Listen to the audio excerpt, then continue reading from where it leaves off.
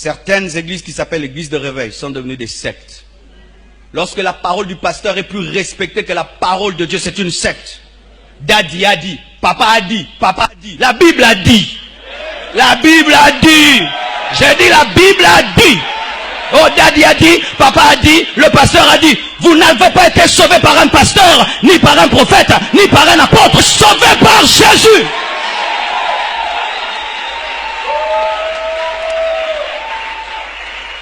La parole de l'homme de Dieu est inférieure à la parole de celui qui l'a mandaté. Lorsque le mandaté prend la place du mandataire, j'aimerais vous dire que vous êtes dans une secte et vous êtes dans l'idolâtrie. Avec des photos du pasteur dans l'église.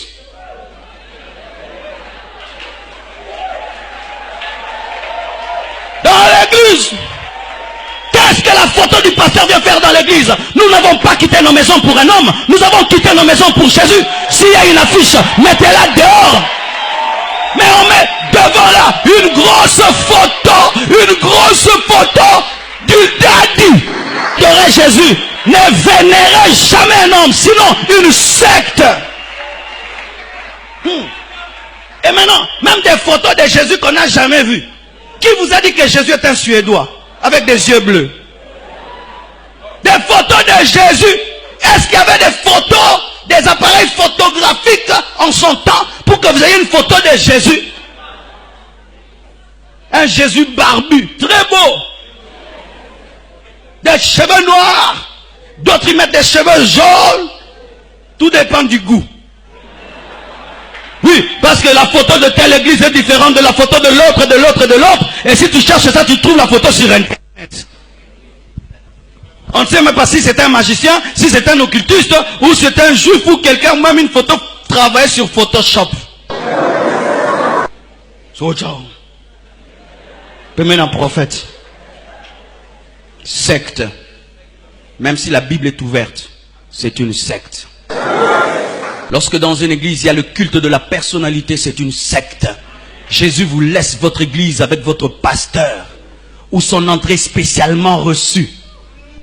Son entrée, c'est comme Tyson qui va se battre. À droite et à gauche, il y a des frères. Et le grand homme est venu. Jésus était déjà là. Le roi des rois était déjà là. Comment est-ce que nous avons reçu Jésus? Comment on a reçu Jésus? Comment on a reçu Jésus? Est-ce que Paul faisait ça? Est-ce que Pierre faisait ça? Bien aimé, c'est Paul, Pierre qui doivent être nos modèles, mais pas imiter nos contemporains qui tombent dans des cultes de la personnalité.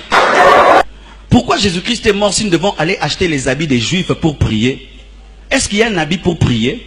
Est-ce qu'il y a un habit pour prier? Le vêtement pour prier, c'est la justice et la sainteté par le sang de Jésus. Est-ce qu'il y a un habit pour prêcher? Est-ce qu'il y a un habit pour prêcher? Est-ce qu'il y a un chapeau pour prêcher? Si j'ai besoin, c'est d'être revêtu de la puissance de Dieu. Mais tu peux être dans une église où on enseignait la parole de Dieu. Parce que tes problèmes tardent d'obtenir une solution, tu vas dans un endroit où on te fait porter des habits. Pourquoi vous croyez facilement? Vérifiez la parole qu'on vous enseigne à la lumière de la Bible. Même si c'est un grand enseignant, si ce qu'il dit n'est pas écrit, tu as le droit de dire non. C'est ta vie.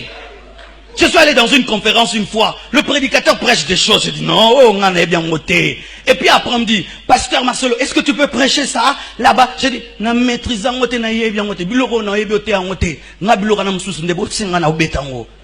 Pe ba benga nga susté. C'est mon droit de dire que biloko est biloko sika, na yé bien moté. Une fois j'ai amené quelqu'un qui habitait chez moi, je l'amène quelque part dans un restaurant et je commande des trucs et je dis mange. Elle a refusé de manger la pizza. Pourquoi? C'était nouveau. Elle était habituée au foufou. C'était son droit. Ayo sanza. Ayo belaliboumou.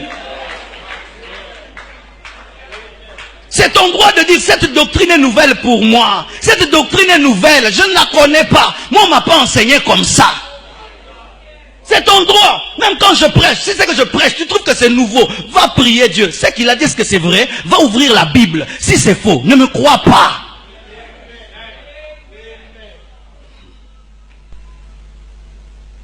Et les gens croient. Et vous savez pourquoi ils croient? Parce qu'il y a un envoûtement satanique derrière tout faux enseignement. De la même manière qu'il y a l'onction de l'esprit derrière la vérité, il y a un envoûtement satanique derrière le mensonge. C'est pourquoi Paul dit, que si notre évangile est voilé, il est voilé parce que le Dieu de ce siècle a voilé l'intelligence. Comment est-ce que quand on prêche la vérité, tu n'arrives pas à croire, mais quand c'est un mensonge, tu crois directement. Un envoûtement. Et voici les proies faciles de l'erreur. Ceux qui aiment les miracles plus que Dieu. Ceux qui croient que l'éloquence c'est la vérité. Et ceux qui croient que la persuasion c'est la connaissance. Je répète. Lorsque tu crois au miracle, sans vérifier la source du miracle, tu seras perdu. On ne prie pas dans un endroit parce qu'il y a des miracles. Je répète, on ne prie pas dans un endroit parce qu'il y a des miracles. Parce que Satan s'y fait des miracles. 2. L'éloquence n'est pas la vérité. Je peux venir là. Frères et sœurs, il n'y a pas que Jésus. Tu peux prier aussi sa mère. Parce que si tu ne vois pas le fils, tu peux voir la mère. Et la mère va t'introduire chez les fils, n'est-ce pas? Oui.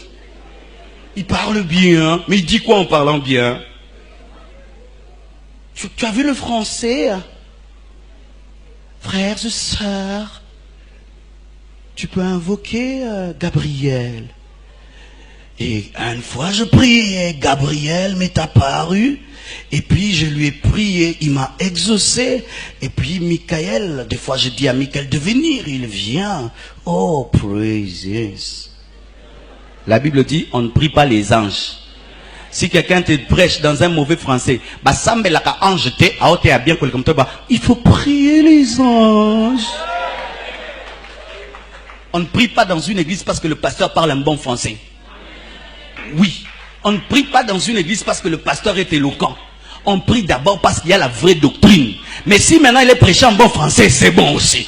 Mais si tu pries parce qu'il y a le français, on peut t'amener en enfer en français.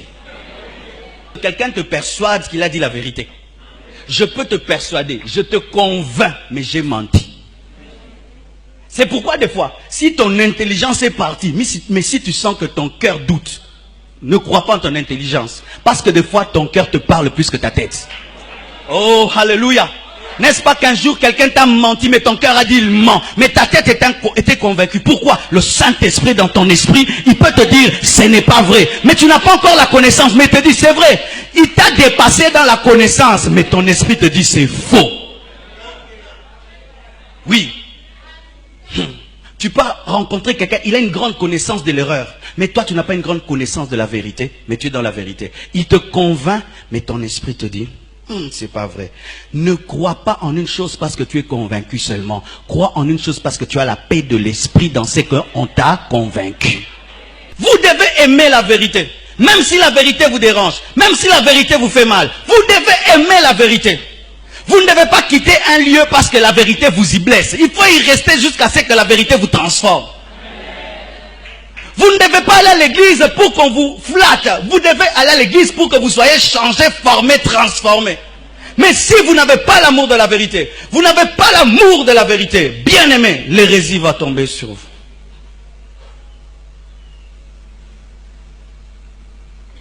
Pendant que les hommes sont en train d'abandonner Dieu, en ce temps de la fin, et que le monde est dans l'étonnement, pourquoi ça? Dieu avait déjà tout dit. Mais il est possible d'être le reste de Dieu dans l'apostasie. Alléluia. Il faut être le reste de Dieu. J'ai pris une décision. Quel que soit ce qui arrivera, je resterai fidèle aux enseignements qu'on m'a donnés il y a 12 ans, il y a 15 ans. Des enseignements que j'ai entendu mon père spirituel prêcher, le pasteur André Verneau prêcher. Je vais garder cette parole-là. Même si ce ne sera plus à la mode. J'accepte d'être un prédicateur démodé. Mais être fidèle à Dieu. Je ne cherche pas une église à la mode. Je cherche une église qui ira au ciel. Je ne cherche pas une église à la mode. Je cherche une église qui ira au ciel. Je ne cherche pas une prédication à la mode. Je cherche une prédication fidèle. Tu dois te décider. Si les gens vont changer, je ne changerai pas. Si les gens vont commencer à pécher, je ne pécherai pas. Si je dois mourir, je préfère mourir que pécher contre Dieu.